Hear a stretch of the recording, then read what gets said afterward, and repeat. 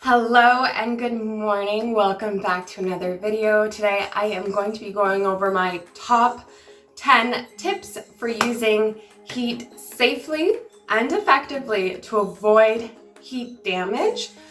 This video will be particularly going over the first step in the process of doing my hair, which is the blow drying phase. So how I use a blow dryer safely and effectively, and then follow up with whatever style afterwards. So if you're interested, please keep watching.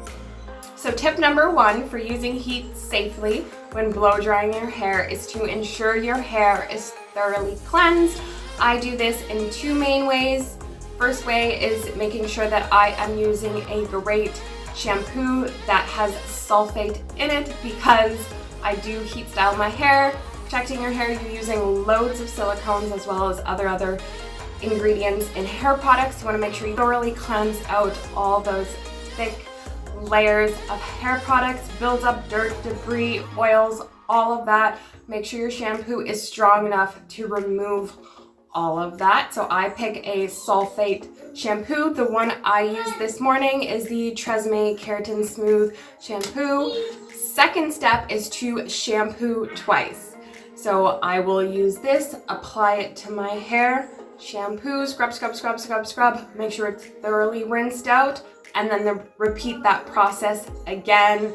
Shampooing my hair twice with a great sulfate shampoo. It takes a total of about 9 minutes to shampoo my hair, and this ensures my hair is thoroughly cleansed. We want to avoid buildup when applying heat to our hair.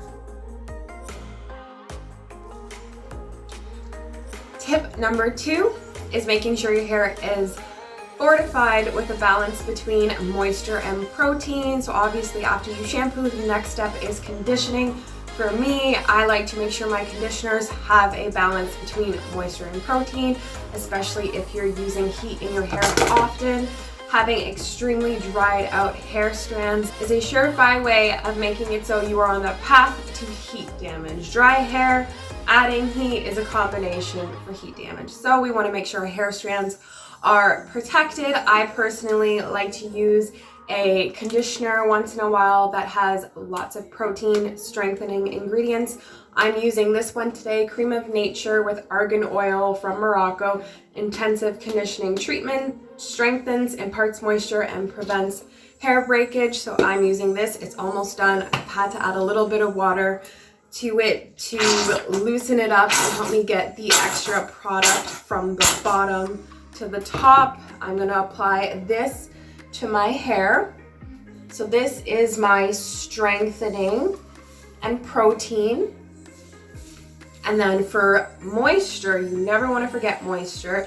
I'm using the Shea Moisture Intensive Hydration Hair Mask. I've used this in my hair loads of times. I absolutely love it. Whenever it goes on sale, I'll get at least 6 bottles. And you want to make sure you're applying whatever conditioner you're using from the top down to the ends, avoiding the scalp because you don't want to have any product build up on your scalp, but you want to make sure that your strands are being thoroughly and evenly coated.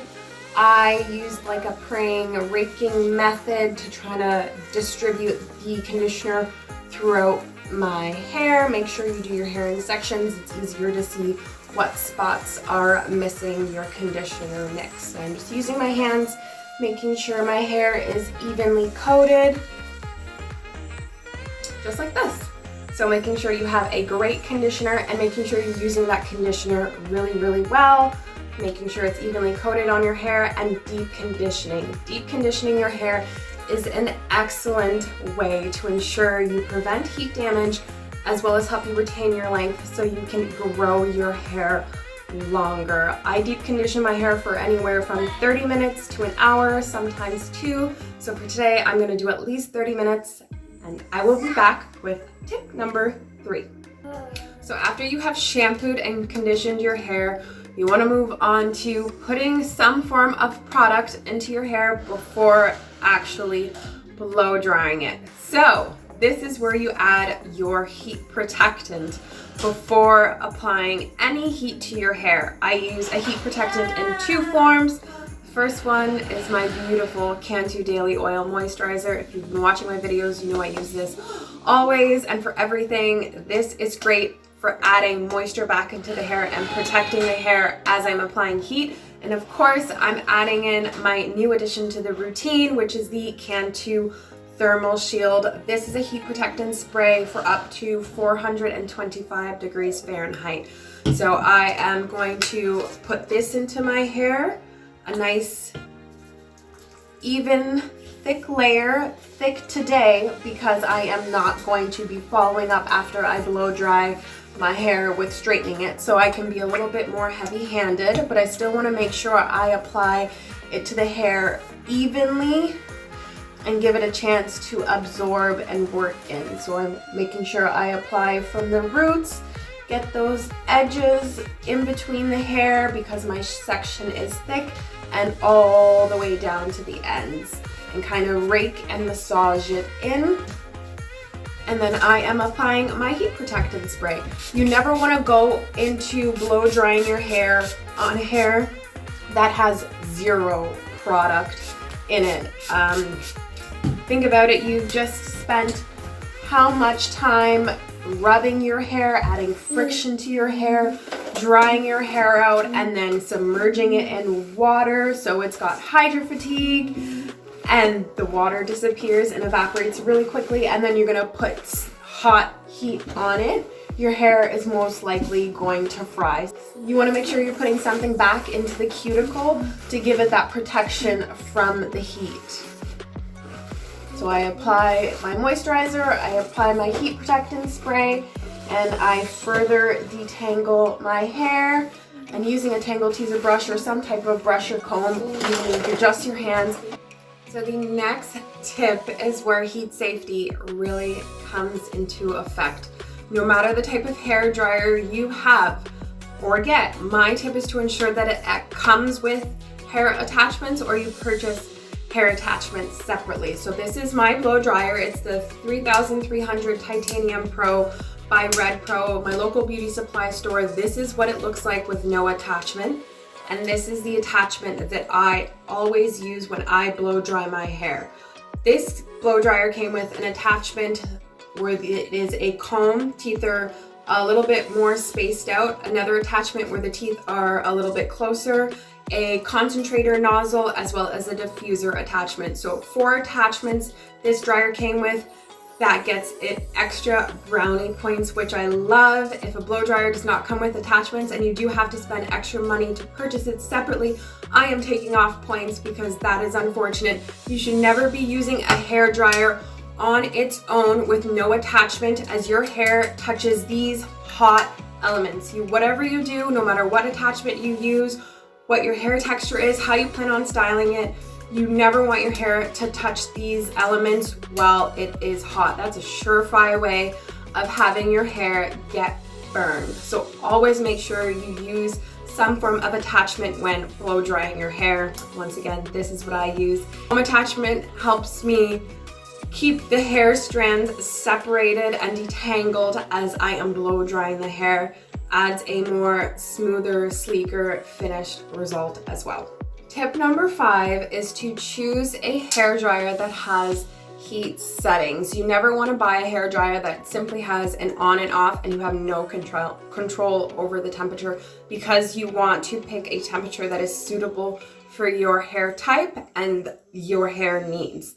So mine has a off, high speed, and medium speed, as well as a hot temperature, warm temperature, cool temperature, and this little blue button is like an ice shot. So for me, I blow dry my hair on a high speed, hot temperature. When I am done blow drying that section, I will switch it to cool temperature and press the ice shot as well. So tip 6, of course, as I said, is making sure you pick a temperature suitable for your hair type. My hair is thicker, coarser, and it needs more heat in order for me to stretch it out.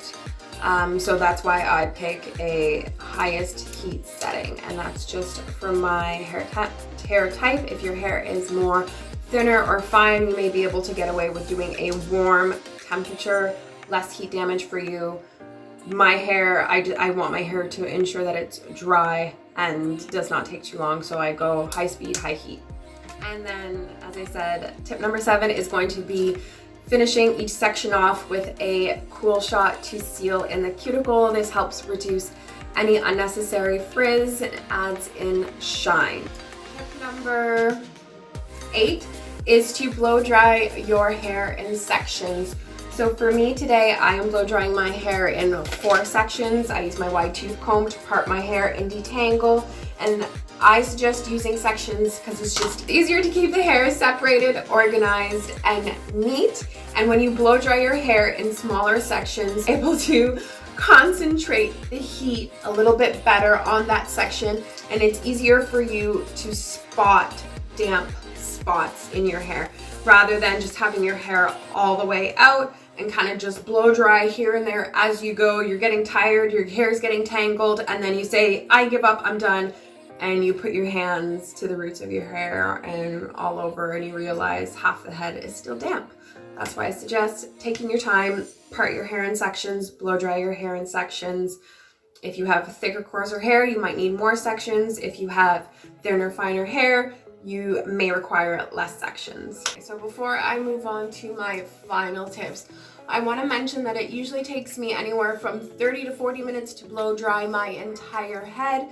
If I am blow drying my hair in larger sections like this, where it's just 4 big sections, it takes 5 to 7 minutes to blow dry each quarter, and then with hot heat. So 5 to 7 minutes of continuous hot heat for that section, and then I will just do a minute of the cool shot.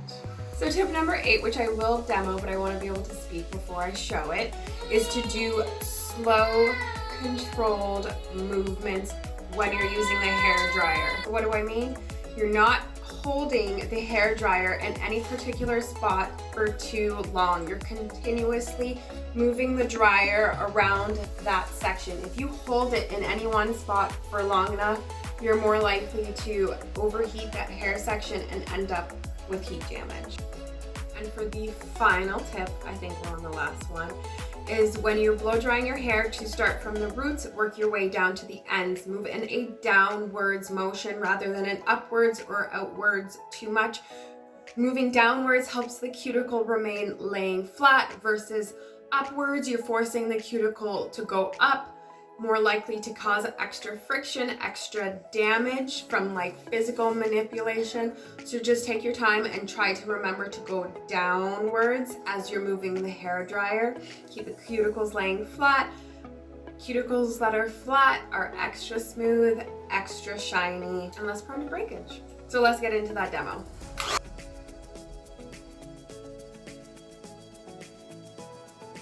So as you can see, I am continuously moving the blow dryer around the section, not holding it in any one particular spot for too long.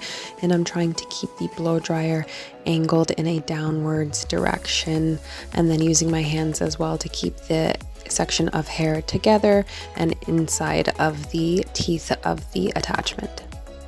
A couple of seconds, I will open up back that section with my fingers, see if I feel any damp spots, and then make sure to move on to that area next.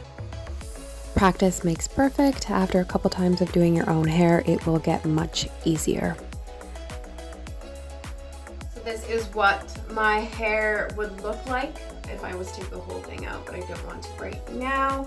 This is what the section looked like when I am done blow drying my hair. It is thoroughly dry, 100% dry, no damp spots, super shiny, super lightweight, super soft, and I'm happy with the results.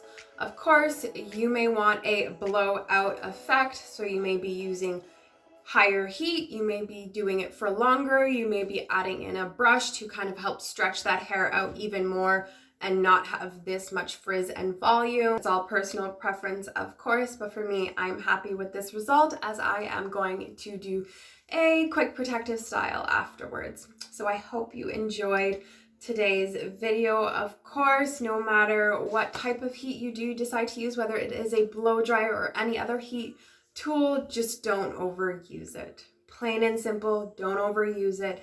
Be careful. Give this video a thumbs up if you enjoyed. like, comment, subscribe, hit that notification bell so you always can see when I upload another video, which is usually Sundays and Wednesdays of every week. And I'll see you soon. Peace out.